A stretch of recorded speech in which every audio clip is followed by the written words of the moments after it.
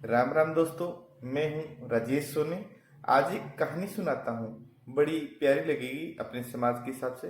ये कहानी किसी राजा रानी की नहीं, बल्कि हमारे और आपके बीच के उस किसान की है जो तपती धूप में पसीना बहाकर मिट्टी से सोना उगाता है। जो तपती धूप में पसीना बहाकर मिट्टी से सोना उगाता है। पूरा एक साल किसान अपनी फसलों को बच्चों की तरह पालता है। पूरा एक साल किसान अपनी फसलों को बच्चों की तरह पालता है। घर के बच्चे भी टकटकी लगाए कैलेंडर देखते रहते हैं। बच्चे भी टकटकी लगाए कैलेंडर देखते रहते हैं कि कब फसल कटेगी, कब मंडी जाएगी। छोटा बच्चा सोचता है, इस बार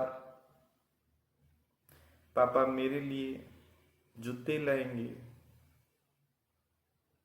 खिलौने लाएंगे, किताबें लाएंगे।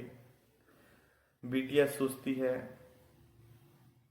बापू मेरे लिए वो लाल रंग वाला सूट लाएगा।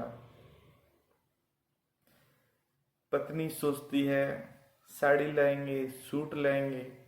लेकिन जिस दिन किसान मंडी पहुंचता है, जिस दिन किसान मंडी पहुंचता है, उसकी सारी उम्मीदें ढेर हो जाती है। फसल का भाव ही नहीं मिलता जिसकी उसने उम्मीद की थी। वो पसीना, वो मेहनत, वो खाद पानी का खर्चा सब एक पल में उसकी आंखों के सामने घूमने लगता है। एक पल में उसकी आंखों के सामने घूमने लगता है। मंडी से जब शाम को जब वो घर लौटता है तो उसके पैर भारी हो जाते हैं।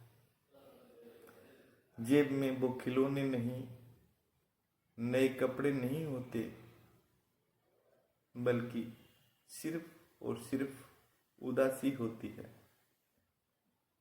घर के दरवाजे पर बच्चों की चमकती आंखें जब उसे खाली हाथ देखती है तो उस बाप के दिल पर क्या गुजरती है, शायद हम सभी को पता ही है। ये सिर्फ एक किसान ही समझ सकता है। ये सिर्फ एक किसान ही समझ सकता है।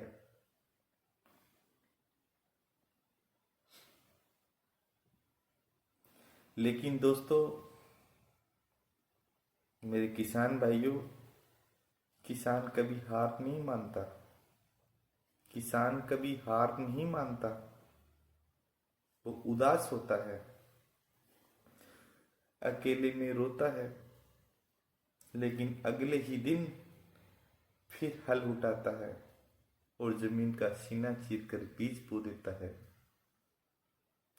क्योंकि उसे पता है कि अगर वो हार मान गया, किसान को पता होता है कि अगर वो हार मान गया तो दुनिया भूखी सो जाएगी। दुनिया भूखी सो जाएगी। मैं प्रणाम करता हूं उन हाथों को जिनमें छाले हैं, फिर भी उम्मीदों के बीज बोने का दम रखते हैं। मैं पुनः प्रणाम करता हूं उस मेरे किसान को जो तपती धूप में अपना हल जोतता है। भविष्य की उसको चिंता तो रहती है, लेकिन भविष्य उनका। धन्यवाद। शायद ये मेरी मोटिवेशनल स्टोरी आपको बड़ी खूबसूरत लगी होगी।